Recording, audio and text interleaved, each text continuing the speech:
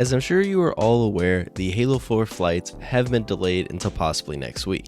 If you missed that news, I will link the dev blog in the description that will kind of go into it, but basically, they ran into some roadblocks and decided to push it until hopefully next week. This is a bummer as I was looking forward to playing some Halo 4 on PC and seeing how it felt, but regardless, it is what it is. Hopefully this will give them some more time to polish it so that we get the best possible product. The one thing I'm most worried about is how Halo 4 is going to run on unlimited frames, because if you're not aware, games like Halo 3 and Halo 2 Classic and CE run pretty well on unlimited frames, but the games like Reach and Halo 2 Anniversary run pretty terribly on unlimited frames, so in a lot of cases players will lock them to 60 FPS, which is kind of a bummer since you're playing on PC and locking your games to 60 FPS. What worries me about that a little bit more is that H2A and H4 run on very similar engines. It's basically both the Halo 4 engine, so if they weren't able to get H2A running well on unlimited frames in the past, they could be having the same issue now. They mentioned it in a past dev blog where they were looking into fixing it, so hopefully they're able to get that done before they push the flights out next week.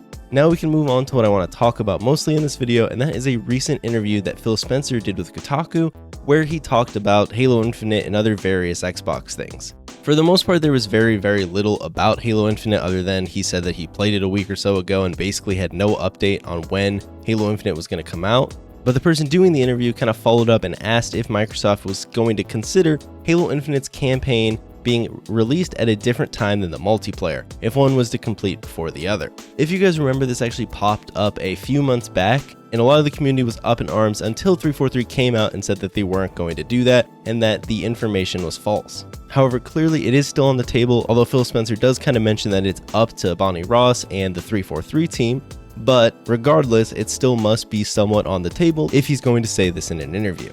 And this got me thinking, you know what? I honestly don't know if it's the worst thing in the world. The original rumors that we saw was that Halo Infinite was going to release the campaign first and then the multiplayer at a later time.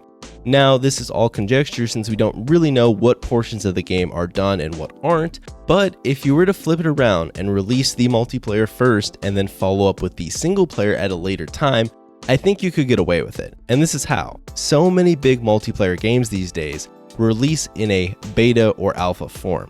Fortnite did it, Valorant did it, Rogue Company did it, although that's not some huge game, and many other multiplayer only games continue to do this.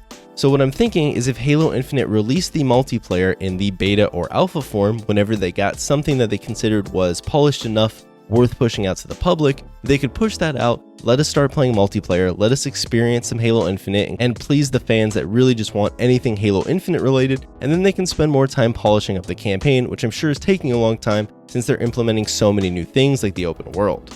I really don't think pushing out Halo Infinite's beta would even upset the community, since the community is literally asking for a Halo Infinite multiplayer beta.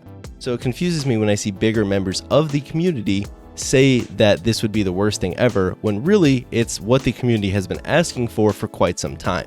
We really want a Halo Infinite beta. We want to be able to play it soon, and we want to be able to test it out and give our feedback on changes that we think should be made before the game is finalized. But then for some reason, when they're asked if they would consider releasing the multiplayer and single player separately, people get all up in arms. Maybe it's just the verbiage, whereas people think that if they're releasing the campaign and multiplayer separately, that is different than pushing out a beta for the multiplayer. I'm not totally sure. I think though that you could push out a multiplayer beta and it'd actually make the community pretty happy for the most part, and it would hold us over for a pretty long time since the multiplayer usually has a ton of replayability. I would personally love to see a beta, whether it was toward the end of this year or early next year, even if we didn't see a campaign until later in 2021. Anyways guys, this was a really short video. I kind of just wanted to throw my opinion out there on whether or not they should split up the single player and multiplayer, because in the past I was a little bit more against it, but as I thought more about it, as long as they push out the multiplayer first as a beta experience, I really think it's what the community wants anyways. If you enjoyed the video, you know what to do. As always, if you want to catch me live, you can follow me over on Twitch, or you can follow me over on Twitter, and I'll see you all next time.